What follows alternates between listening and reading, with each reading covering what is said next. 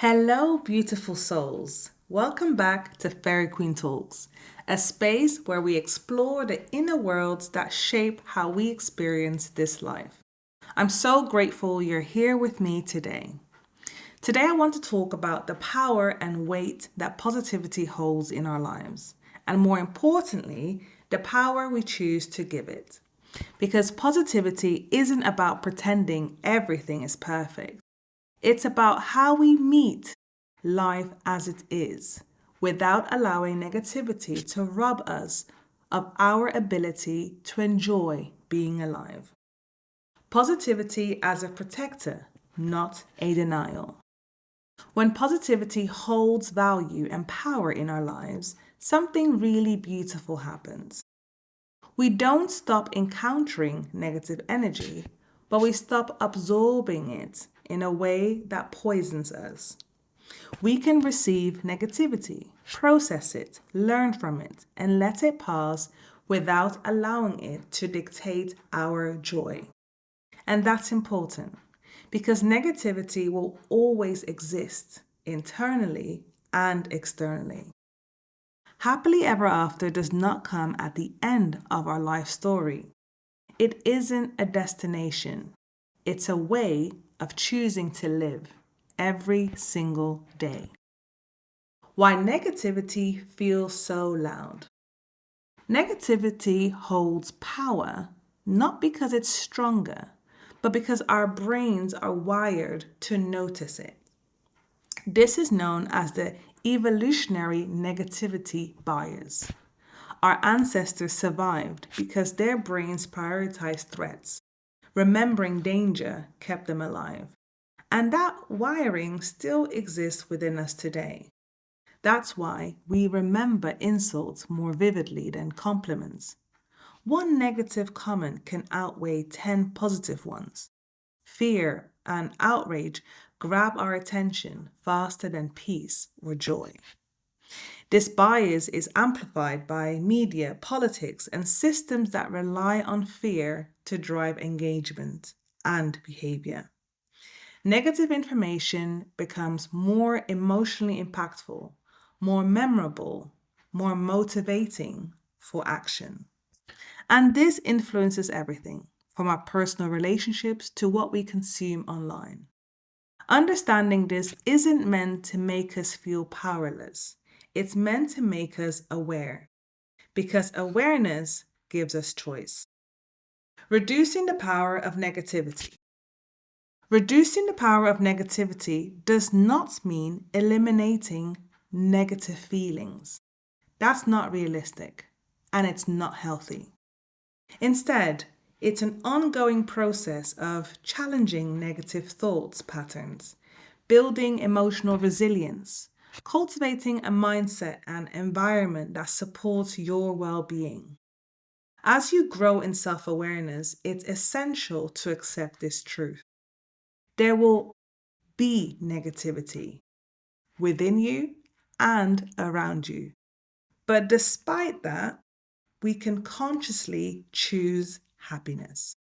Not because life is easy, but because joy is an act of self-respect. I will not let anyone ruin my day. There's a lyric by a Brazilian artist called Ludmilla that says, I will not let anyone ruin my day. And that line carries so much wisdom because it's not about denying pain or injustice. It's about refusing to hand over your emotional power to circumstances or people who don't deserve it. Choosing happiness is not passive, it's a declaration. History has always held both light and darkness. If you read history books, one thing becomes very clear. There have always been negative forces in the world: war, oppression, fear, injustice. And yet, there are so many countless stories of bravery, love, creativity, resistance, and beauty. The presence of darkness has never erased humanity's capacity for light. And that matters because it reminds us that positivity has always existed alongside negativity. It survives not by chance, but by choice. The Welwitschia mirabilis, a living metaphor. There's a plant in Namib, Angola, called Welwitschia mirabilis. It's often described as a plant that grows without rain, but that's not entirely true. What makes it extraordinary is that it grows without water. It doesn't grow without water, but it has adapted where it gets its water. In the harsh, arid Namib Desert, where rainfall is minimal, this plant survives by absorbing moisture from sea fog, drawing water from deep underground sources. It finds life where life seems scarce.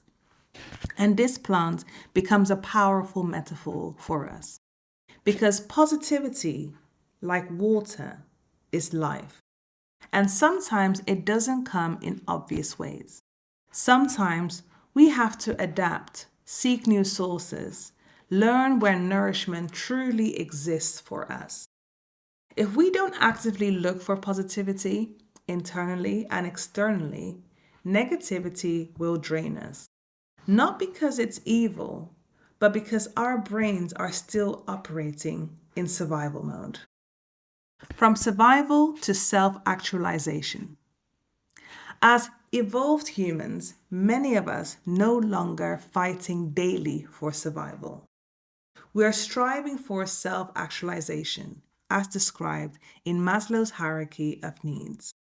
That means ensuring our physiological needs are met, creating safety and security, experiencing love and belonging, developing self-esteem and confidence. When these needs are supported, we create space to live, not just to survive, but to become. Self-awareness allows us to ask, where am I right now in my life? What feels unsafe? What triggers my negative bias? Because when we understand what's driving our fear, we can address it, rather than letting it silently control us. Positivity must be relevant. If positivity does not hold power in your life, it's worth asking why. Not all positivity is meaningful to every person. Positivity becomes powerful when it's relevant to your values. You actively seek it within yourself. You recognize and celebrate goodness. Your brain values what you tell it matters.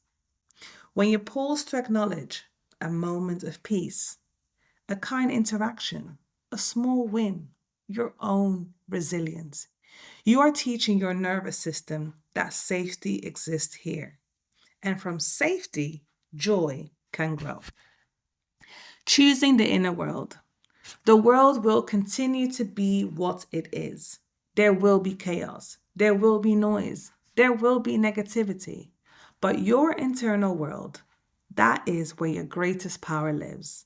And when positivity holds value there, it changes everything. Not instantly, not perfectly, but meaningfully. So in closing, today I invite you to ask yourself, where can I choose happiness despite everything? Where can I adapt like Welwitschia and find nourishment in unexpected places? Let's do more of that. Let's celebrate goodness. Let's consciously choose joy, not because life is easy, but because we are worthy of peace. Thank you so much for spending this time with me on Fairyqueen Talks. Until next time, protect your magic and choose your happiness.